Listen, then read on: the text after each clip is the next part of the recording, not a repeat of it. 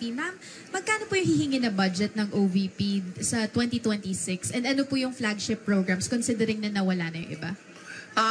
Sa 2026 budget, submit kami ng proposal na 733 million pesos. Hindi siya kalayuan doon sa approximately 700 million na ibinigay noong nakaraang taon para sa Office of the Vice President. Hindi siya malayo sa 2025 budget ng Office of the Vice President.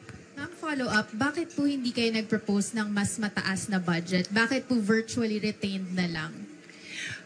Dahil inaasahan ko naman na hindi ibibigay yung budget ng Office of the Vice President. Dahil nga hindi naman kami kaalyado ng administrasyon. At nakita na natin yon noong nakaraang taon na syempre kung hindi ka sumusunod, hindi ka kaalyado, ay hindi ka mabibigyan ng pondo para sa mga proyekto ng opisina mo.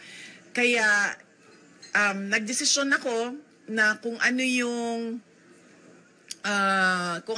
budget na ibinigay ngayong taon na ito, ay yun din yung budget. Naglagay lang kami ng konti para sa inflation, yun din yung budget para sa susunod na taon. Dahil ayaw kong napapahiya at pinapahiya yung mga ibang personnel ng Office of the Vice President, lalong-lalo na kapag nandun na sila sa House of Representatives or sa Senate na nakaharap yung ating mga miyembro ng Kongreso.